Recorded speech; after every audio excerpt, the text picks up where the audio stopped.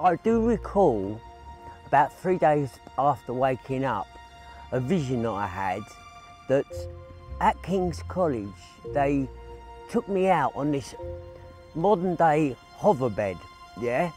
And took me into this back garden, about the size of this, with all family and friends hanging around. And I've asked the doctor, again in my head, I've asked the doctor, what was that for? And he basically turned around and said, that's your last goodbyes to everybody. So I turned around and said, I'm not dying. He goes, you are.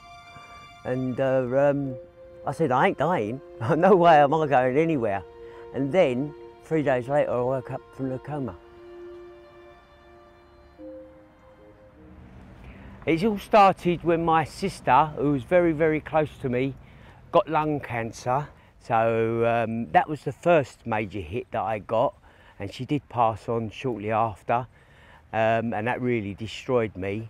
And coming back from that, I started to drink a glass of wine to start with every night, and then on from there I built up and built up, because 6 months after she'd passed on, my girl of 5, 2 days before her 5th birthday, she actually got cancer, and nearly passed away.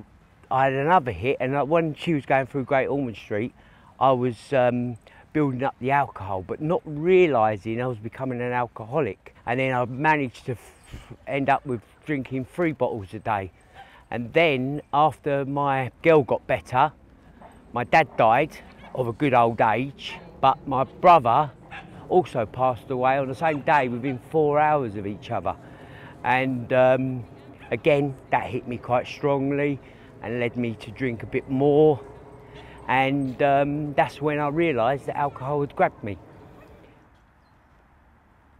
Next thing I know is I'm in intensive care. And that was due to all my other organs within my body shut down.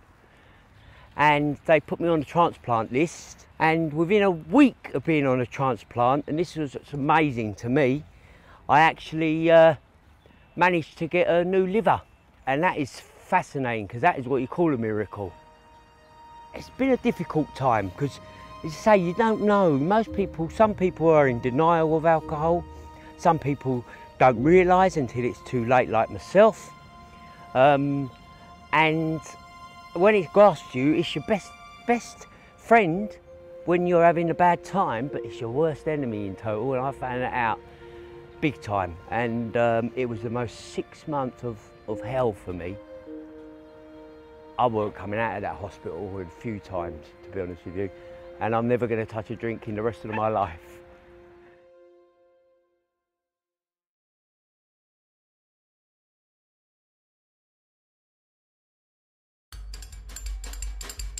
Click the videos to watch more Londoners, and don't forget to subscribe.